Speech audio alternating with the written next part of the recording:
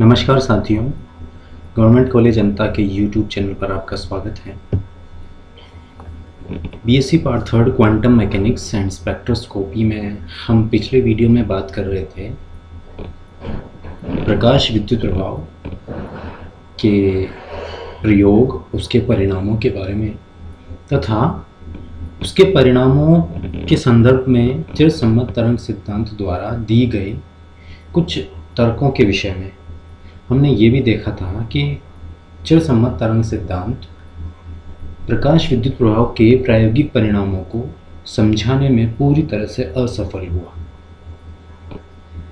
इस असफलता के बाद आइंस्टीन ने प्लांक के क्वांटम सिद्धांत को आधार मानकर अपनी थ्योरी दी तथा प्रकाश विद्युत प्रभाव को पूरी तरह समझाने में सफलता अर्जित की।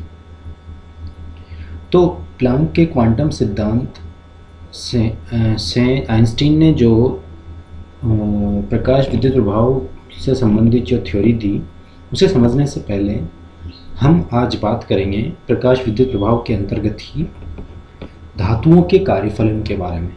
वर्क फंक्शन ऑफ मेटल्स, कार्यफलन क्या होता है इसके बारे में हम बात करते हैं।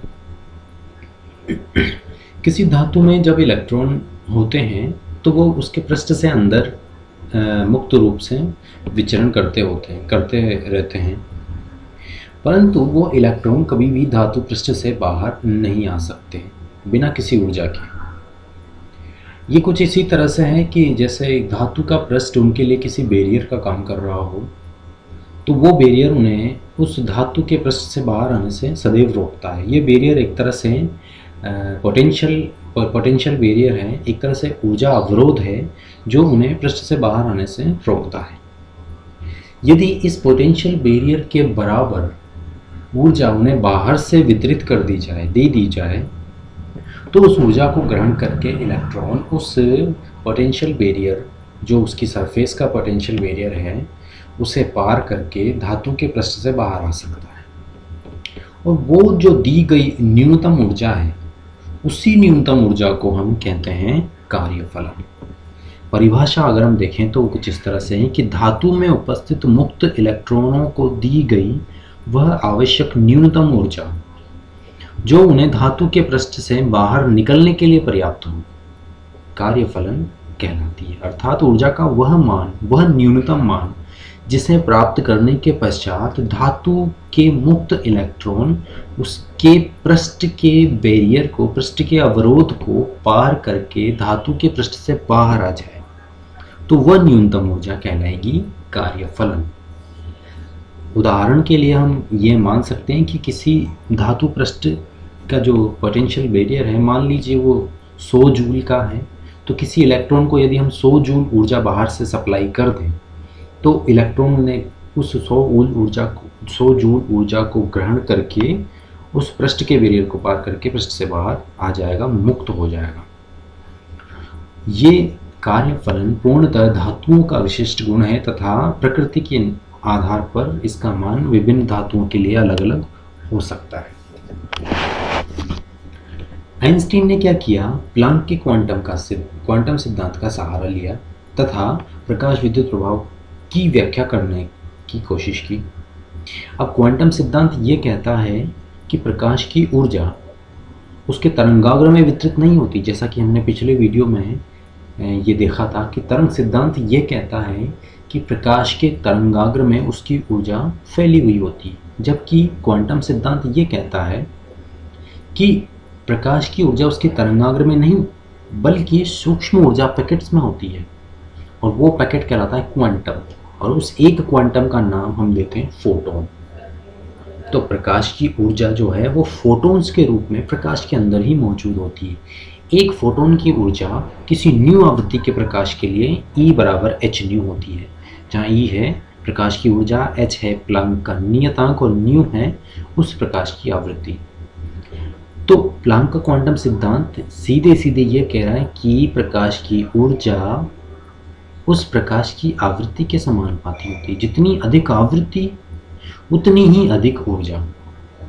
तो सिंपल सी बात है कि यदि हम आवृत्ति को बढ़ाएंगे तो प्रकाश की ऊर्जा भी बढ़ेगी और बढ़ी हुई आवृत्ति का प्रकाश जब किसी धातु पृष्ठ पे डाला जाएगा तो उस धातु पृष्ठ पे हम और अधिक ऊर्जा की सप्लाई कर सकते हैं और धातु के पृष्ठ के अंदर मौजूद इलेक्ट्रॉन उस अधिक ऊर्जा को ग्रहण करके पर्याप्त ऊर्जा प्राप्त करके उस धातु पृष्ठ से बाहर आ सकते हैं। लेकिन वह पर्याप्त ऊर्जा, वह न्यूनतम पर्याप्त ऊर्जा जो उन्हें धातु पृष्ठ से बाहर निकालेगी वो तो कहलाएगी उसका कार्यफलन।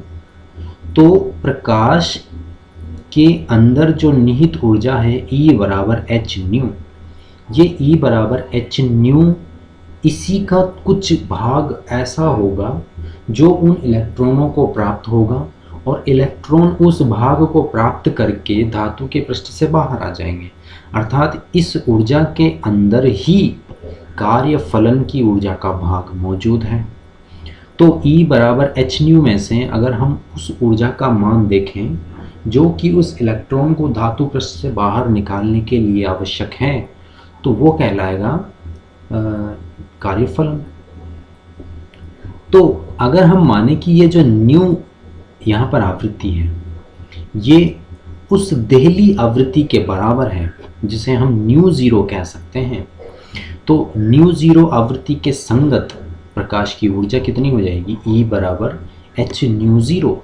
एच न्यू ज़ीरो वह ऊर्जा है जो देहली आवृत्ति से संबंधित है। देहली आवृत्ति से संबंधित ऊर्जा E बराबर एच न्यू नॉट, और ये देहली आवृत्ति वह आवृत्ति है जिस पर जिस आवृत्ति का प्रकाश हम प्लेट पर धातु के पृष्ठ पर डालेंगे तो धातु के पृष्ठ के अंदर उपस्थित इलेक्ट्रॉन उस देहली आवृत्ति के संगत ऊर्जा को ग्रहण करके बाहर निकल आएगा। तो देहली आवृत्ति के संगत ऊर्जा उस इलेक्ट्रॉन को बाहर निकाल रही है, अर्थात देहली आवृत्ति के संगत ऊर्जा क्या होगी? धातु के कार्यफलन के बराबर होगी। तो हम ये कह सकते हैं कि न्यू नॉट जो कि देहली आवृत्ति है उसी देहली आवृत्ति के संगत ऊर्जा कितनी होगी? E बराबर एच न्यू नॉट, और एच न्यू नॉट ऊर्जा धातु पृष्ठ के अंदर उपस्थित इलेक्ट्रॉन को पृष्ठ से बाहर ले आएगा। तो हम ये कह सकते हैं कि देहली आवृत्ति के संगत ऊर्जा ही धातु के कार्यफलन के बराबर होती है। तो E बराबर H nu naught equal to phi, जहाँ फाई हम रिप्रेजेंट कर रहे हैं कार्यफलन को। तो धातु पृष्ठ से इलेक्ट्रॉन तभी बाहर निकल सकता है जब आपतित प्रकाश के फोटोन की जो आवृत्ति है वो देहली आवृत्ति न्यू नॉट के बराबर या उससे अधिक हो। तो देहली आवृत्ति न्यू नॉट जब हम किसी धातु पृष्ठ पर डाल रहे हैं इसका अर्थ है कि देहली आवृत्ति के संगत न्यू नॉट के संगत एच न्यू नॉट ऊर्जा धातु के पृष्ठ पर डाली जा रही है। तो जब एच न्यू नॉट ऊर्जा धातु के पृष्ठ पर डाली जा रही है और उसके कारण यदि धातु पृष्ठ के अंदर उपस्थित इलेक्ट्रॉन बाहर आ गया है, इसका अर्थ है कि इलेक्ट्रॉन ने कार्यफलन के बराबर ऊर्जा प्राप्त की है, और वो कार्यफलन के बराबर ऊर्जा कितनी है? H nu naught. तो हम सिंपल से ये बता सकते हैं सिंपली कि H nu naught is equal to phi. H nu naught तो वह ऊर्जा है जो आपतित प्रकाश की देहली आवृत्ति के बराबर, देहली आवृत्ति के संगत ऊर्जा है, और यही ऊर्जा धातु पृष्ठ से इलेक्ट्रॉन को बाहर निकालने के लिए आवश्यक न्यूनतम ऊर्जा है। अतः कि एच न्यू नॉट बराबर फाई होगा। तो इस प्रकार से आइंस्टीन का जो ये क्वांटम सिद्धांत था, जो प्लांक का मूलतः प्लांक का क्वांटम सिद्धांत था, यह क्वांटम सिद्धांत देहली आवृत्ति के साथ कार्यफलन के साथ पूरे के पूरे प्रकाश विद्युत प्रभाव को समझाने में पूर्णतया सफल रहा।